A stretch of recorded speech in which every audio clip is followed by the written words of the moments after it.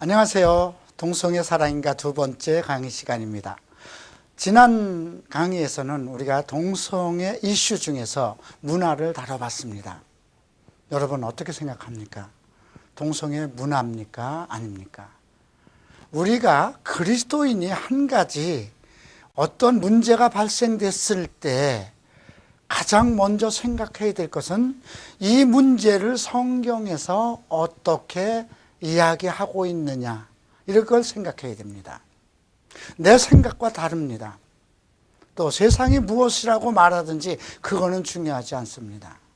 우리는 하나님께서 우리가 알고 있는 이러한 문제에 대해서 어떻게 말씀하고 있느냐, 이것이 매우 중요합니다. 성경은 동성애를 문화라고 하지 않습니다. 음주도 문화가 아닙니다. 도박도 문화가 아닙니다. 동성애 마찬가지로 문화가 아닙니다. 자, 그러면 이 동성애 문화와 함께 오늘 세상에서 이렇게 많이 이슈가 되고 있는 그 부분의 두 번째는 동성애 인권에 관한 것입니다. 많은 사람들이 동성애자로 타고났는데 그들도 동성애처럼 살아야지, 언제까지나 그렇게 음지에서 살아야 되느냐, 언제까지나 그들의 고통을 받고 살아야 되느냐, 언제까지나 그들이 핍박을 받고 살아야 되느냐, 이런 얘기를 합니다. 여러분 주위에 만약에 동성애자가 있다고 하면 여러분들이 핍박합니까?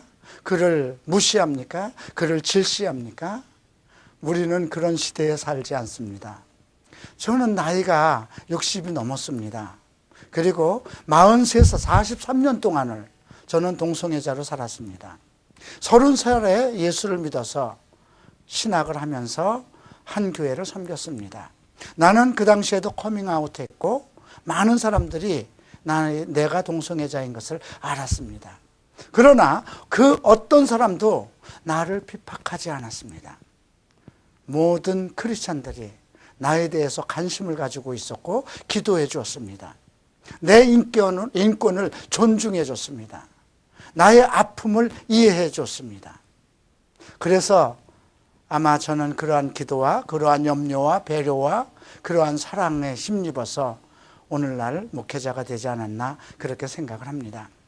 자, 먼저 동성애 인권을 논하는 사람들에게 인권이 무엇인가에 대한 정의부터 우리가 거론해야 되지 않을까 싶습니다. 자, 인권은 인간이 당연히 가지는 기본적 권리입니다. 아주 짧습니다. 인간으로서 당연히 가지는 기본적인 권리. 여러분이나 나나 예수를 믿든지 안 믿든지, 또 어떠한 정치적인 굴레 속에 있든지, 어떠한 문화 속에 있든지, 흑인이든지 백인이든지 이 땅에 타고난 모든 인간은 기본적으로 당연히 누려야 할 인간의 권리를 가지고 있습니다. 이것이 인권입니다. 자, 이러한 인권적인 개념, 오늘날 우리가 생각하는 인권적인 개념은 서구 개념에서 사실 활발하게 추진돼서 들어왔습니다.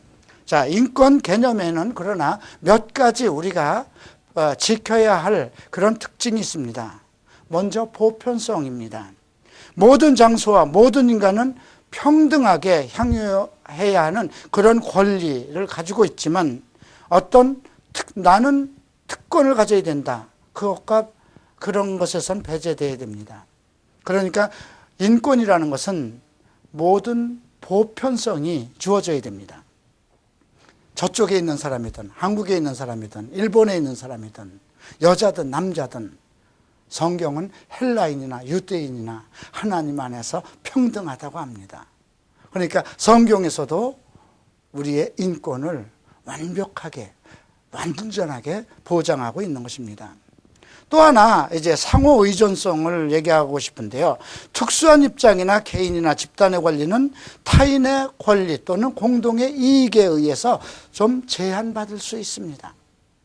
그렇죠. 예, 우리가 한 가족이 살더라도 한 아이가 주장하는 것을 다 들어줄 수는 없습니다. 그것은 공동체라는, 우리가 공존하는 인류 사회에서 내가 원하는 것은 다 함께 서로 의존하는 가운데서 이루어져야 된다는 것입니다. 세 번째로 이 인권은 전체가 실현될 때에만 완전하게 보장할 수 있는 원리를 가지고 있습니다. 이것을 우리는 인권의 불가분성이라고 얘기를 합니다. 그러니까 인권은 내 개인의 주장이 전체의 이익을 위해서는 희생당할 수도 있다는 것을 전제로 하고 있고, 인권의 특성은 전체가 함께 공유할 수 있어야 되고 전체가 함께 인정할 수 있어야 되는 그런 특성도 있다는 것입니다. 자, 우리가 유엔 원장에서 인권을 어떻게 정해 있는가요? 모든 인간은 자유롭고 그 존엄과 원리에 있어서 평등하게 태어났다. 그렇죠? 예, 모든 원리와 존엄의 원리, 우리는 인간은 존엄하게 태어났습니다. 존엄한 존재입니다. 하나님의 형상과 모양대로 지음을 받았기 때문에 우리의 인권은 정말 존엄한 권리 속에서 보장되고 보호되어야 됩니다. 그러나 과거에는 정말 어떤 국가적인 제도권 속에서 인권이 많이 유린됐습니다. 불과 우리나라도 어땠습니까? 수십 년 전만 해도 군사정권, 여러 가지 독재자들의 어떤 정치 세력에 의해서 우리의 인권은 무참하게 말살된 경우도 있습니다. 그러나 오늘날 우리는 어떻습니까? 오늘날 동성애자들까지도 우리의 인권을 인정해달라는 이런 시대에 살고 있습니다. 그러나 동성애가 과연 인권 운동에 참여할 수 있는 그런 요소인가 우리는 생각해 봐야 됩니다. 인권이라는 건 모든 인간이 함께 공유할 수 있고 존중할 수 있는 그런 인간의 기본 권리입니다. 그런데 그렇다면 말입니다. 만약에 성중독자들을 생각해 보십시다. 지금 앞에서 우리가 잠깐 다뤘듯이 동성애 문화가 또 성문화나 음주문화나 마찬가지입니다. 도박 문화가 있습니다. 그런데 성범죄라는 것이 또 특별하게 있고요. 또 마약이라든가 이런 약물 중독으로 인해서 범죄가 있고요. 도박이 하나의 그 문화에서 벗어나면은 하나의 그 커다란 도박, 이러한 걸로 인해서 법적인 제재를 받게 됩니다. 그러면 동성애는 무엇일까요? 성경을 떠나서라도 우리가 구시대적인 관점에서 동성애는 혐오의 대상이었습니다. 물론 창세기 19장에서부터 동성애 문제가 거론되고 있습니다. 그리고 레위기에서는 이스라엘 백성 중에 그 동성애에 대한 문제가 거론되고 있습니다. 이스라엘 역사 속에서도 동성애 문제는 계속 있었습니다. 복음의 시대에 와서도 우리가 동성애 문제는 계속 거론되고 있습니다. 그런데 성경은 이 모든 문제를 죄의 문제로 다룹니다. 그러나 한 가지 우리가 기억해야 되는 것은 성경에서 동성애를 하나만 정죄한 것이 아니라는 것입니다. 음행과 간음과 술 취함과 시기와 질투와 많은 다른 세욕과 같은 그런 죄들 속에 한 가지 죄로 규정했다는 것입니다. 여러분, 내 말은 죄인이라고 해서 그 사람의 인간이 가지고 있는 기본 인권을 말살시켜도 된다, 그 인권을 짓밟아도 된다는 말은 아닙니다. 우리는 모든 이 땅에 태어난 사람은 존엄한 인권의 권리를 가지고 있습니다. 그것은 그 누구도, 어떤 정치 세력도, 그 어떤 존재도 그 인권에 대한 도전을 하지 못합니다. 하나님은 그것을 금하셨습니다. 그러나 죄의 문제를 가지고 나도 평등한 그러한 논리로 살아가게 해달라고 하는 것은 좀 문제가 있습니다.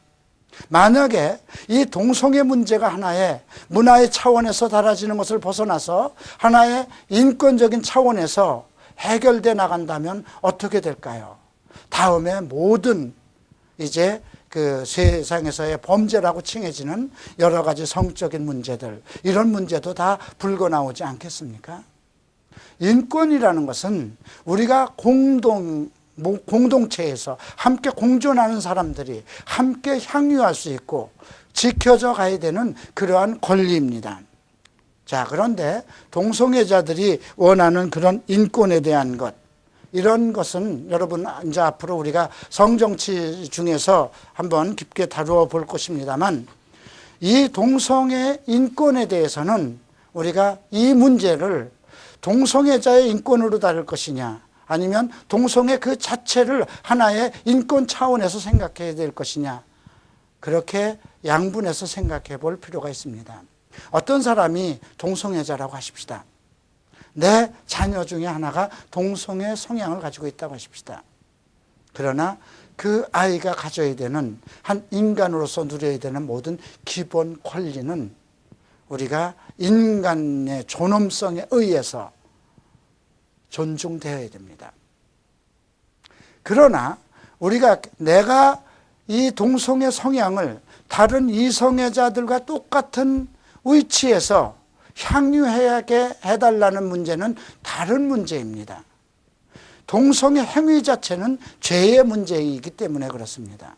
그것은 어떤 것과 마찬가지일까요? 어떤 사람이 자기 와이프를 두고 또 다른 여자와 어떤 음행을 했다고 하십시다. 간음을 했다고 하십시다.